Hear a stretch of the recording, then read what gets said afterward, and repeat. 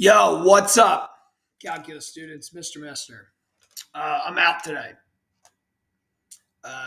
My sinuses haven't gotten any better, and I'm seeing a doctor tomorrow, and it's in the random middlest part of the day, and it's kind of far away, and it just doesn't make sense for me to come in uh, based on that stuff. So, anyways, I'm sorry, but guess what? You guys win. You had your first group quiz, potentially ever. I hope you did well on it, and let's learn some new stuff. You will still have a quiz on Wednesday. You're expected to know this stuff. You're expected to do your homework. And we are still having a test on Friday. Cool. All right. So this is a change from past years. I used to not split this unit into 3 lessons. I used to only have it in 2 lessons, but I decided, just so people understood better. We are going to talk about accumulation functions plus on its own day. Okay, so third lesson. This is the first time I've ever done this for you. Okay, now, what if g of x equals not just an accumulation of f, but an accumulation of f plus something else? Okay, how would that change things? Well, probably you're thinking, I don't know, not much. I got this. No big deal.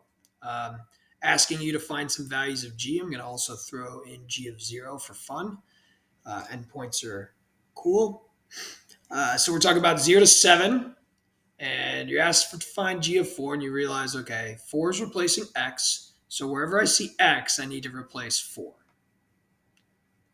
And again, this is where we don't worry about the t dt. It's a necessary evil, just so that we accumulate f and things don't get all messed up if we use x's. So just use f. Okay, so I got 4 plus an integral from 4 to 4 of f, and you realize, and you're good with this, and you're just like, okay, I got 4, great.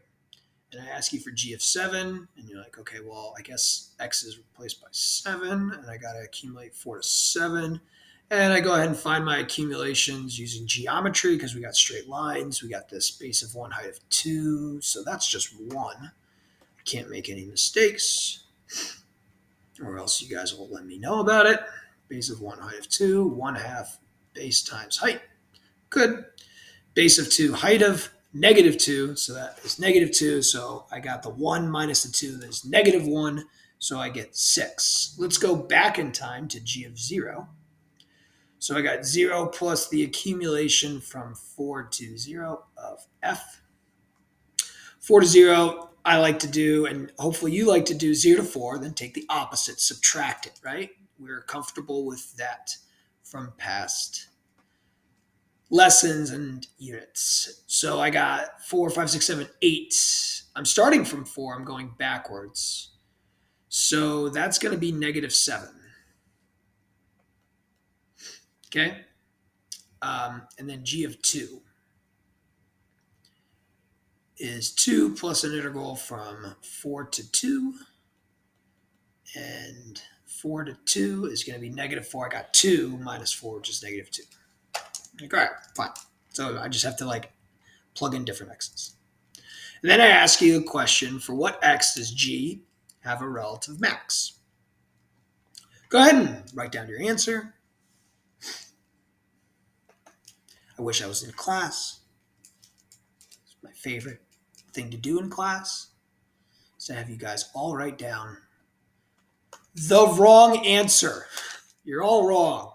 You all put down x equals 5. You all got caught in the trap of do this. The just do this trap. You were all thinking just look at when we cross the x-axis, and you missed a key thing, which is why we don't just do this. You're always careful out there. Always got to be careful out there, or else Mr. Mester throws a curveball and you swing and you miss wildly. You guys all thought that this was the graph of g prime. You are all wrong. F is not the graph of g prime. What the heck is g prime? G prime is more than just f. G is more than just an accumulation of f. G is an accumulation function plus the derivative of x is 1. The derivative of our integral, again, we're cool with this. It's like accumulations, antiderivatives go hand in hand. So the derivative of the integral just kind of goes away. We'll see how things get a little bit more complicated later. And all of a sudden, that graph of f is not the graph of g prime. 1 plus f is the graph of g prime. Well, then what do we do, Mr. Messner? What are the options to adjust what we usually do? And I'm going to give you two. You could realize it's like, okay, max mins of G. Let's say you don't like to analyze everything first and then be like, okay, this is what my justification is going to be. Let's say you always like to put down all the candidates. What would you write, right? What would you write down for the like simplest justification for maxes and mins? You'd say G has a max or min when its derivative equals 0. That's the rate of change being 0, which means we're not increasing nor decreasing. We've stopped. We want there to be a sign change. So let's go ahead and at least adjust this to like change a sign so that we go from increasing to decreasing, decreasing to increasing, or an endpoint.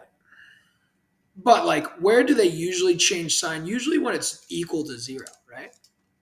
Well, what we realize is because G prime is 1 plus F, we need to figure out when this equals 0. 1 plus F equals 0.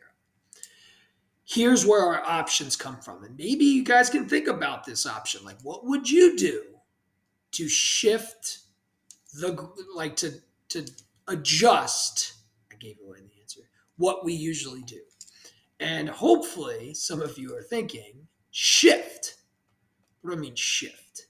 1 plus F means take all of your F values, add 1 to it.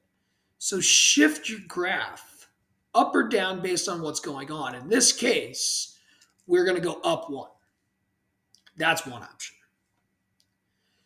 Your second option is to take your derivative that's equal to 0 and to realize if 1 plus F equals 0, that is the same as F equaling a different number. So it's almost like set a new axis.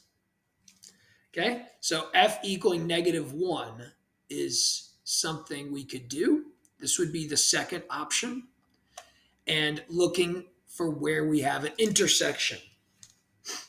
That's one option. Your other option is to shift your graph. So this would be option 1. Take all of your Y values, move them up 1. I think when I do your homework in a little bit, I'm going to do one way for one problem and another way for another problem.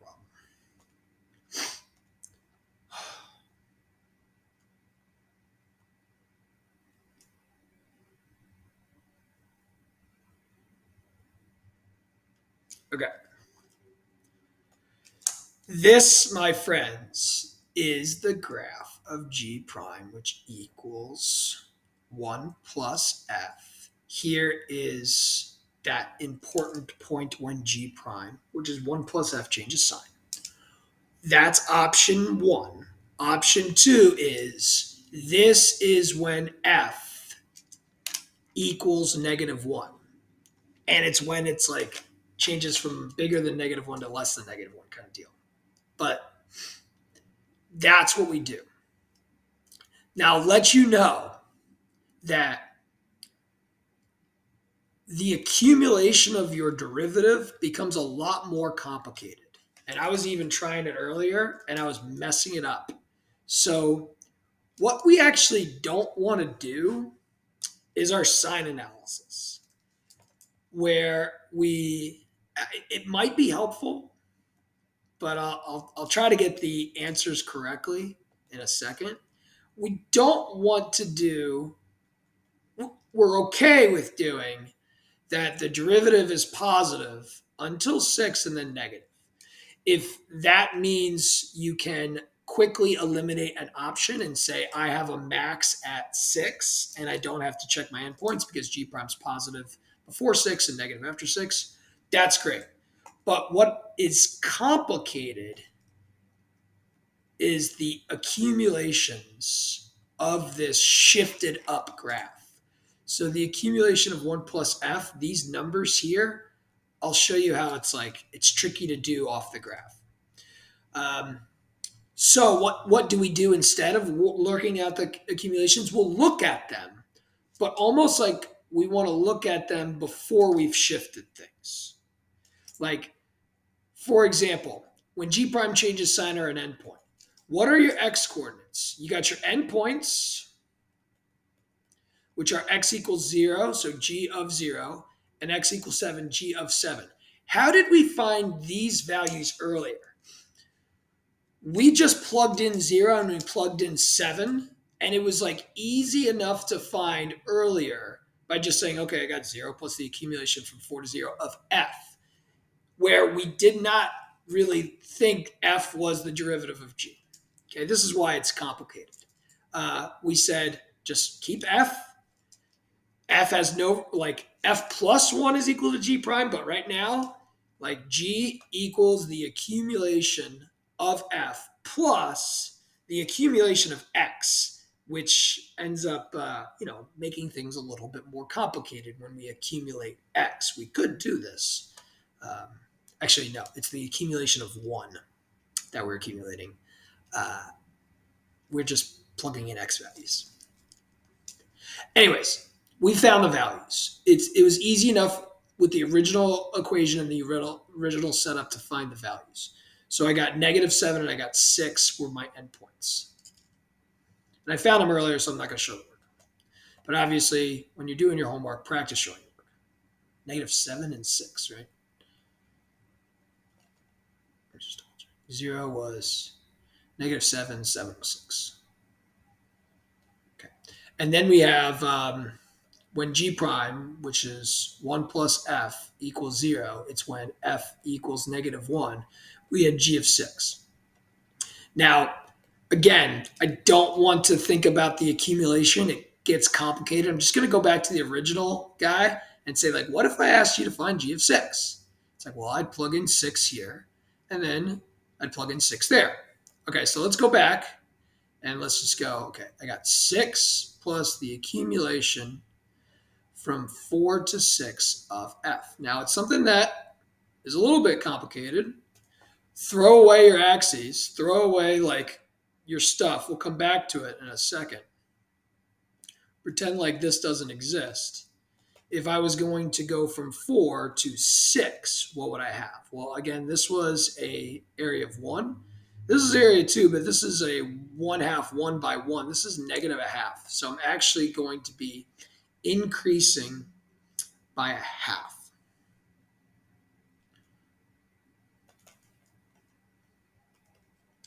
$6.5. Okay. And now you have your answers. You started at -7. You actually can find your accumulations. I'm going to show you how we can double check these accumulations and why it's tricky and why we're not going to do it this way. We increase to our overall max. We decrease just a very tiny little bit. So this would be our absolute min. This is our absolute max. Now, how could I find the accumulations and get the same thing? It's still going to be a point where we need to have some sort of starting point.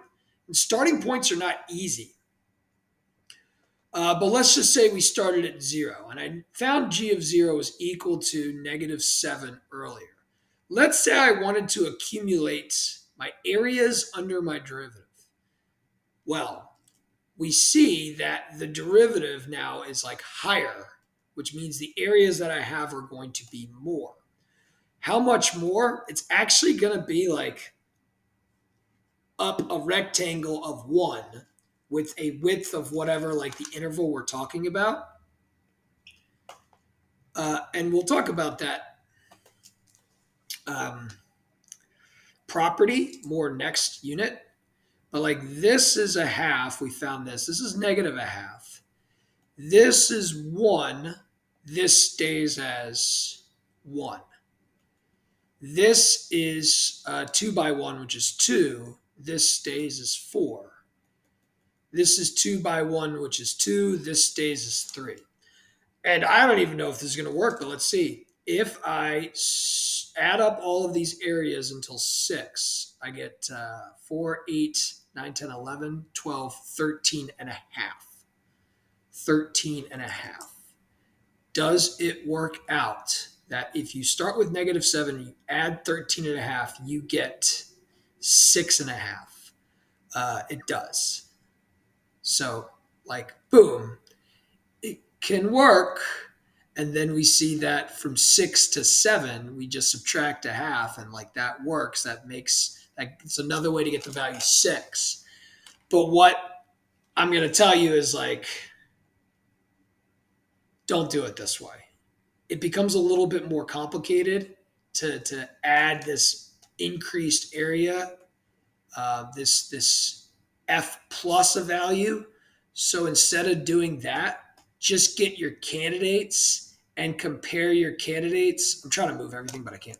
Compare your candidates and find your candidates not using accumulations, but rather using the original equation and using the original graph, not the shifted graph. And I think this is why I don't like shifting. You can do it. I don't like shifting because sometimes when you shift graphs, you think about the accumulations of your shifted graph, which is fine, which is what we should understand. But what I'm trying to tell you is it's a little bit trickier doing that. Okay, next question. Do we need to adjust our second derivative sign analysis? Like if I ask you where are the points of inflection of G, do you have to adjust things? Why or why not? You tell me. I don't want to say points of inflection. So when is G concave up? Do we have to adjust this question? Is the question. And the answer is no. Why not? Because the derivative of this is the derivative of 1, which is 0, plus the derivative of f, which is f prime. What we were used to is now the same, like g double prime, which equals f prime. For this example, it potentially won't always be like that. Positive, negative means g prime is going up or down. We're looking at when f goes up or down, which will tell us about the concavity of g or f's antiderivative. Okay, your turn, and then we do more stuff. So if you want to skip this, honestly, if you're like, I got this, I'm going to go straight to the homework, fine. But like, you should practice it. Let's see what we got. M of 4. -4 plus integral from -2 to 4 of n. This is the graph of n. Great. I'm starting at -2. I'm going to 4. Okay, thank you for giving me an endpoint. Mr. Messner, who made this. 1, 2, 3, down 1, 2. So that's going to be -3. Again, this is just the regular graph of n. I'm not shifting anything. 1, 2, 1, 2. This is 2, and then this is 1.5. Count up the squares. So I started with -4, and then I'm going from -2 to 4. I'm going in the right direction. I have 2, 3.5. I have -3, so I add a half, and I get -3.5. Let's go the other direction. -4. Yo, be careful. Opposite of -4. Please don't make that mistake. Some of you will. Going in the other direction, this is a +1. Count up the squares. Base 2, height 1. I'm going in the opposite direction, so I'm going to have 4 -1. And I get 3. Okay? What is the derivative? Well, when I take the derivative of the negative x, I get a -1. When I take the derivative of my accumulation, I just get n. And all of a sudden, things are different. Why did I do this? Oh, never mind. It's fine. What are the two options you can do? Take n and shift it down 1. Why shift it down 1? I'm taking my n values and adding -1. Shifting things down one means your graph looks like this.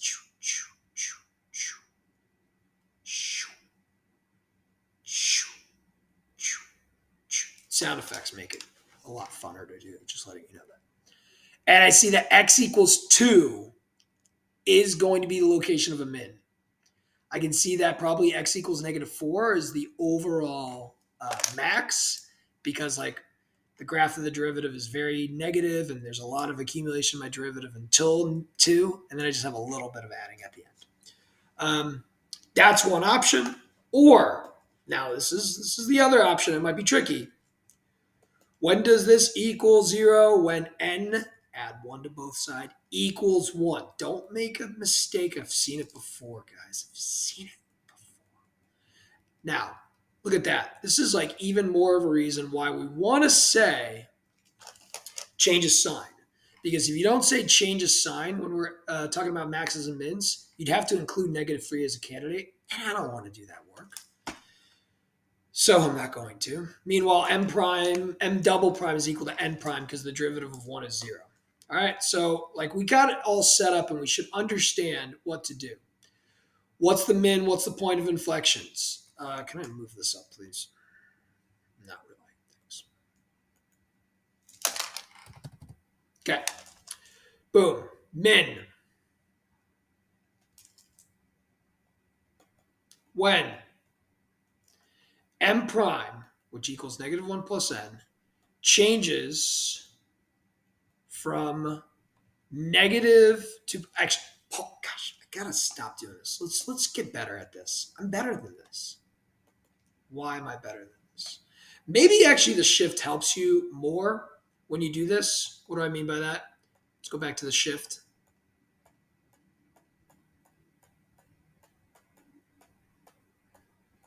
The shift might help you a little bit more seeing the following. This is now the graph of my derivative. This is the graph of m prime, which is -1 plus n. You can see that the derivative is negative until 2, and it's positive. It might be helpful if you're asking about the min value. You know the derivative, which is -1 plus n, is negative until, was it 2? And then positive after that. Because you know that, you don't have to write out your candidates test. You can just say min at g of 2, which equals, let's find it. Go back, pretend like you didn't shift things. Go back to the original equation, plug in 2. It's -2 plus the integral from -2 to 2 of n. -2 to 2, a little bit funky. We got that -3 area, and then here is a half. So it's -2.5. And I get -4.5. Boom. I started at 3. I subtracted a bunch to get to -4.5, and then I just added a little bit. It should make sense if we looked at the graph of the derivative.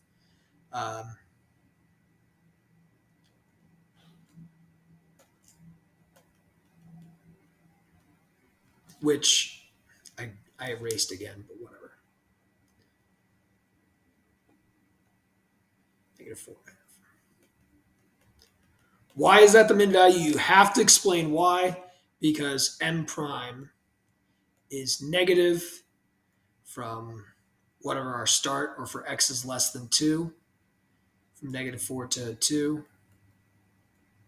And then m prime is positive from 2 to 4. I actually have to say less than or equal to is probably safest. Because we do have this point here where we're equal to -1.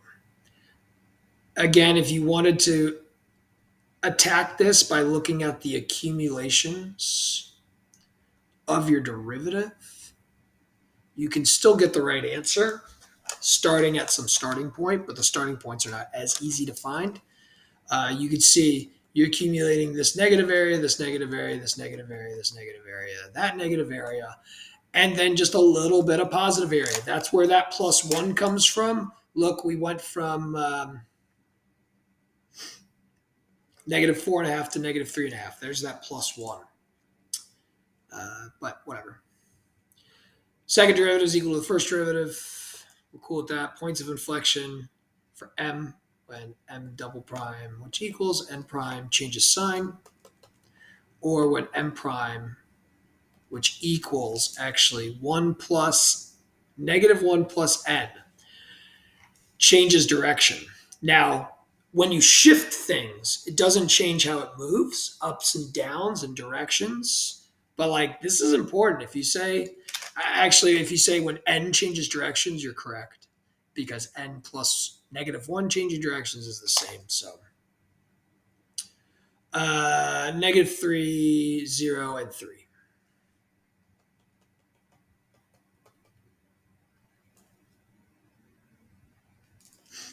Fun. It's a good example. I got to get to new stuff. Let's just do it quickly. 0 plus integral from 3 to 0 of g. 12 plus integral from 3 to, not 12. I got 2x in here. It's like, heads up, just 2x. So this is 3 to 6 of g. Oh, jeez. That's 4. That's 4. That's 4. Negative 1. Negative 2. That's 1. All right, let's look at that. So from 3 to 0 to 0, I should have gone to negative 3. Ooh. But whatever. I got minus 8. 12 plus 3 to 6. That's 12 minus 1, which is 11. What is f prime? F prime is 2 plus g. The derivative of 2x is 2. The derivative of the accumulation is just g. When does f prime equal 0? Shift this up 2. Or when does this equal negative 2? Yo, right here. There's actually like negative 2 and 4. Is that a max-min or a neither? That's important, guys. This is good. If I took this graph and shifted it up 2, everything shifts up 2. I don't know why I erased my stuff, but I did. We have a derivative. This is the graph of f prime, which is 2 plus g. We have a derivative that's always positive. It's almost important to sometimes see this. It happens. Sometimes your derivative is consistently a certain symbol, a certain sign, which means your original function, f, is going to be increasing the entire time. Now, we do have a 0 at 4, sure, but it's positive. We do have a 0 at 0, sure, but it's positive before, it's positive after. So you can say, with proper justification, f definitely has a max. Where? At x equals 6. Why? I already showed the work for this, so I'm not going to show it. Why? Because f prime is greater than or equal to 0. F prime being 2 plus g, which needs to be written down somewhere for all x's.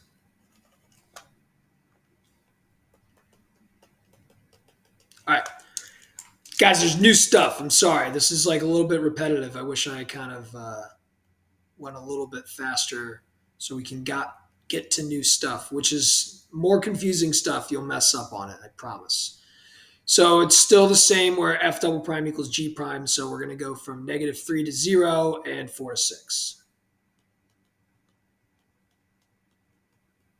That's when f double prime, which equals g prime, is positive.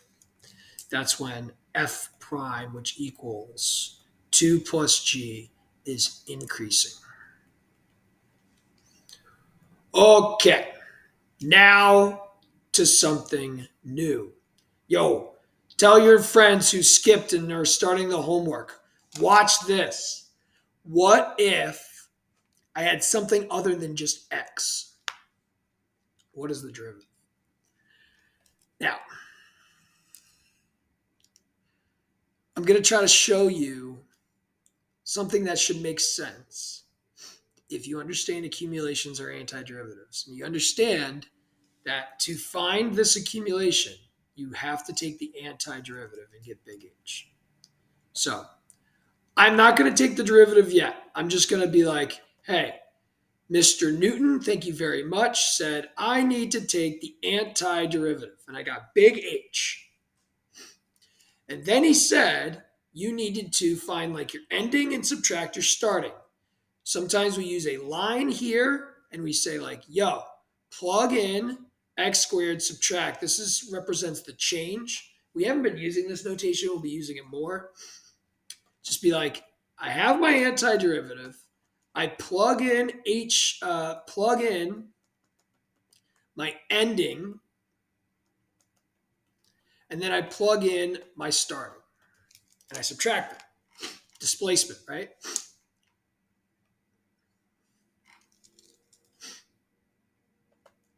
What happens when I take the derivative of this?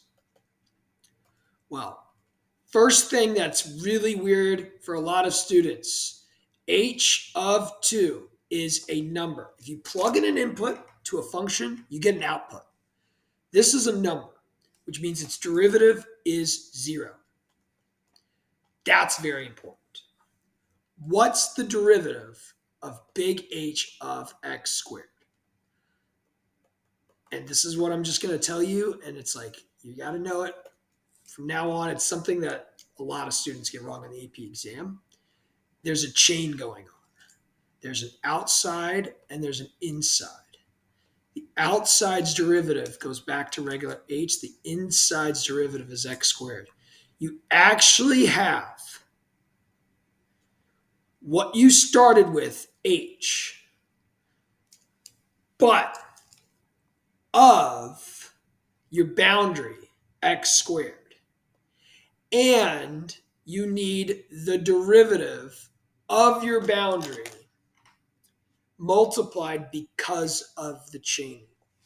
It isn't the chain rule per se what ends up happening, but it's something where we need the 2x because of the chain rule. You would think the derivative of h of x squared is like h prime of x squared times 2x, but it's like big H of x squared's derivative is regular H.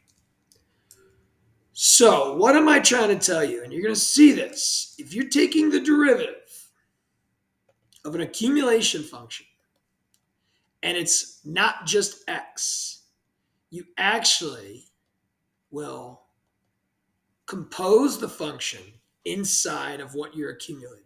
It's like I took the antiderivative of j, I plugged in n, and then I take the derivative, which is why you're going to need n prime.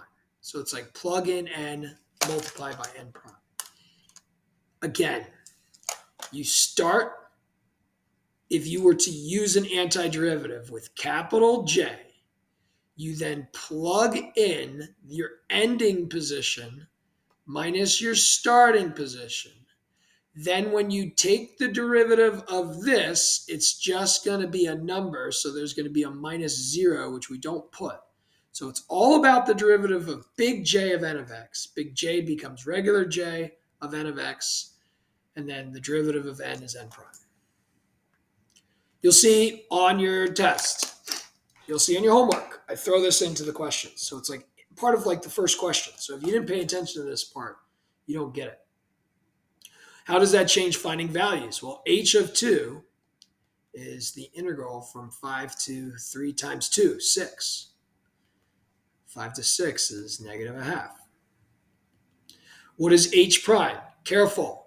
H prime would equal Okay, I'm going to take the antiderivative. I'm going to plug in 3x. I'm going to plug in 5. I'll take the derivative of that after subtracting, and I get f with 3x composed in it, but then times the derivative of 3x.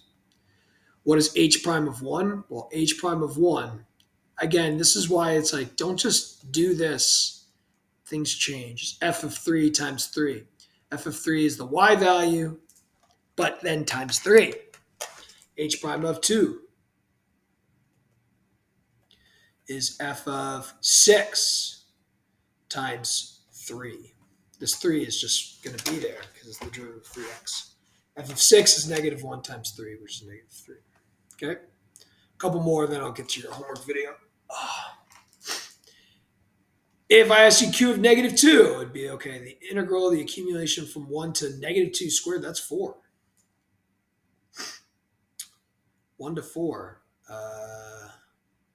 2, 3.5. What about a 2? Same thing.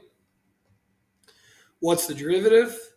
It's actually n with x squared composed. Now, what does that mean? It's like we dilate things. Everything kind of just like shrinks inside, but we also dilate things horizontally and vertically. Don't worry about it. Just like that's what it is. We have to understand. And if we don't understand, try to understand why we get this, because you're going to forget it. And if you just be like, what do I do? I just do this. It's not going to stay with you. Let's say we were to evaluate this integral not by accumulating, but by taking an antiderivative. I would need capital N. I would have to plug in x squared, and I'd have to plug in 1 to find the displacement of the antiderivative, which is the accumulation. And then when I take the derivative, this becomes 0. This becomes back to regular n of x squared times 2x. So q prime of negative 2 is n of 4 times negative 4. N of 4 is that y value of n, which is 1. So that's negative 4.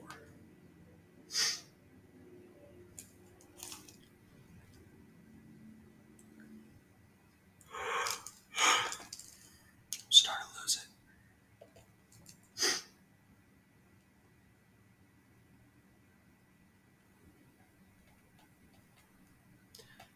I don't want to find it. Don't want to find that.